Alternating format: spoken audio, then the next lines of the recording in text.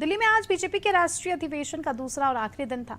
अधिवेशन में बीजेपी के दिग्गज नेताओं ने पदाधिकारी और कार्यकर्ताओं को संबोधित किया और बीजेपी की योजनाओं के बारे में बताया। और इसी क्रम में मध्य प्रदेश के सीएम डॉक्टर मोहन यादव ने भी अपना संबोधन दिया। सीएम यादव ने बीजेपी की उपलब्धियों को गिनाया और साथ ही विपक्ष पर भी जमकर हमला बोला। क्या कुछ कहा सीएम यादव ने, आइए आपको सुनवाते हैं। मुझे इस बात की भी प्रसन्नता है कि वर्तमान के दौर में जिस ढंग से भगवान श्री राम की बात आई, अब मैं तो समझ नहीं पाता हूं इस बात को, क्या भगवान राम के मामले को लेकर के आज इतनी बड़ी आबादी में 142 करोड़ आबादी में एक पूरा बड़ा वर्ग जिन पे श्रद्धा करता है, जिनको आस्था से देखता है।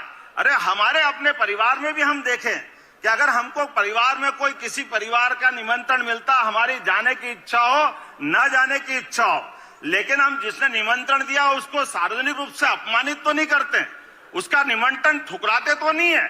अरे बड़े दुर्भाग्य के साथ कहना पड़ रहा है कि भगवान राम का, वो भी सुप्रीम कोर्ट ने जिसके मामले में फैसला हो गया, भगवान राम का निमंत्रण जिसको मिला है, और ये दुर्भाग्यशाली अभागे लोग भगवान राम का निमंत्रण भी ठुकरा करके देश में राजनीतिक विजय की कामना करते हैं। ये किस ढंग से राजनीति करना चाहते हैं?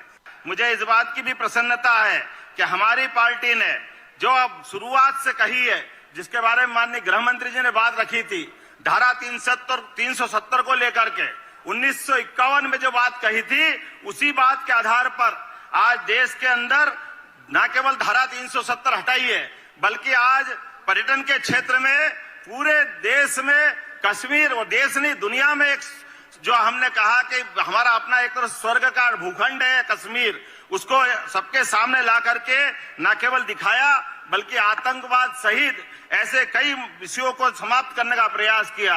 कांग्रेस पार्टी की लड़ाई के आधार पर अगर हम बात करें तो अगर 5 विधानसभाओं का हिसाब लगाएं, ज्यादा लंबी बात नहीं करूंगा, तो चुनाव में 5 विधानसभा में से कांग्रेस 4 में हार गई, जिनमें 2 में उनकी सरकारें थी।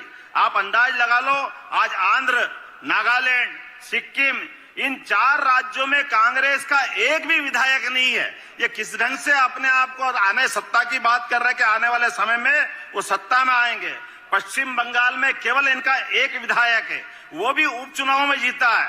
देश में सबसे ज्यादा विधानसभा सीटों वाली राज्य उत्तर प्रदेश में इनके पास केवल 2 विधायक हैं।